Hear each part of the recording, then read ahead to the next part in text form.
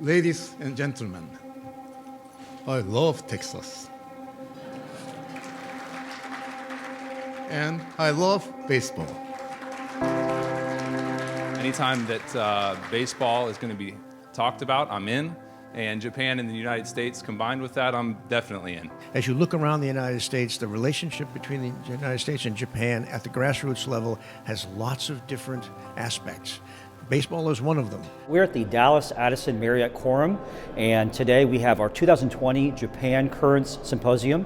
This is one of our largest business events of the year, and this year we're actually focusing on the business and diplomacy of baseball within U.S. Japan relations. And I can tell you, just having returned from Tokyo this week, that all of us at Toyota, as well as the city of Tokyo and the entire country, have really set the stage for what is going to be a spectacular Olympic Games this summer. We're especially excited about it because baseball is returning to the Games for the first time since 2008. The U.S. and Japan have the two best professional baseball leagues in the world, and the game has been a common language between the two countries for decades.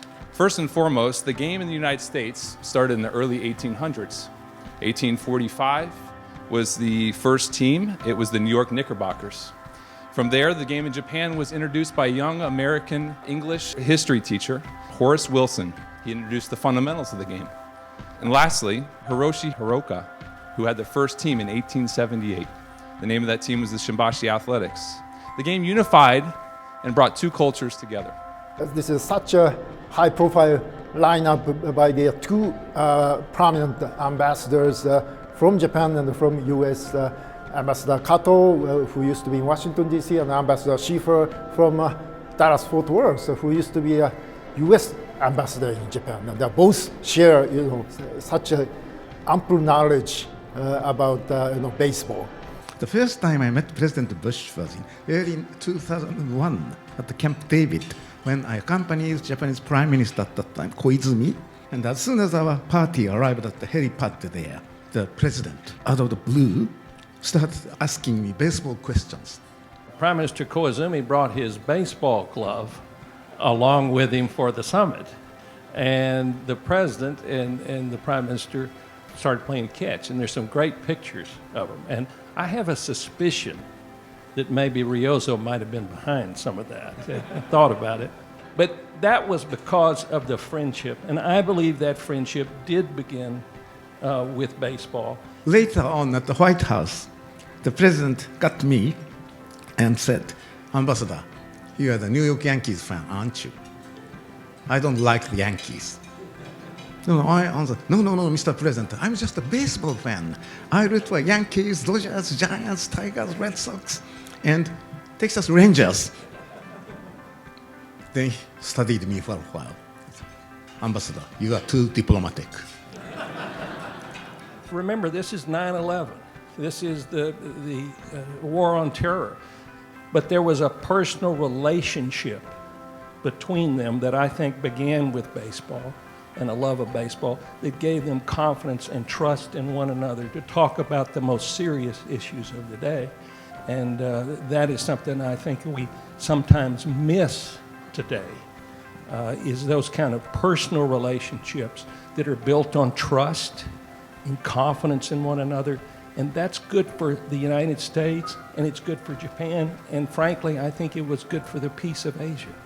Baseball also is a business, with Japanese players signing multi-million-dollar contracts in the U.S., such as the Angel Shohei Ohtani, Yu Darvish, formerly of the Rangers, and now of the Chicago Cubs, and the legendary Ichiro. I firmly recall the first game that Yu Darvish pitched in. We were playing the Seattle Mariners, and we had a suite full of dignitaries from across the United States and Japan. Thankfully, we met John and Anna and the group from the Japan America Society and started bridging those relationships. We had broadcasts that were specifically for Japan, and we had different companies that were exclusively Japanese companies that were running Japanese ads in our home plate signage. Toyota is probably the biggest sponsor of the Texas Rangers. I mean, you watch a game at night, and the camera is on the pitcher. The Toyota sign is right over that pitcher every single night. Well played, by the way, you guys. Watching TV versus going to the stadium is a total different experience. Why? I think when you are in the stadium, you are not just looking at the pitchers or batters. You can see everything else. You can do the same thing with this technology and screens. When you look historically, of course, the countries today are so close. There are so many people probably in this room who were born in Japan and have spent years, decades in the United States. And many Americans in this room I know have spent decades in Japan. It's about getting to know people. You know, you can have a transactional meeting over a table, but that's not really what's important. What's important is who's beneath that suit that they're wearing. Okay, who's the real person in there? The thing that we saw the most was how baseball was the same no matter where you played it. And the passion behind it, regardless of country, it was baseball and it was the game. People want to know that their friends and allies are about something besides just armaments and confrontations and alliances. In baseball is a value that I think our two countries share. I think more than anything, baseball stands for history. It stands for an unbridled love that connects culture to culture and generation to generation.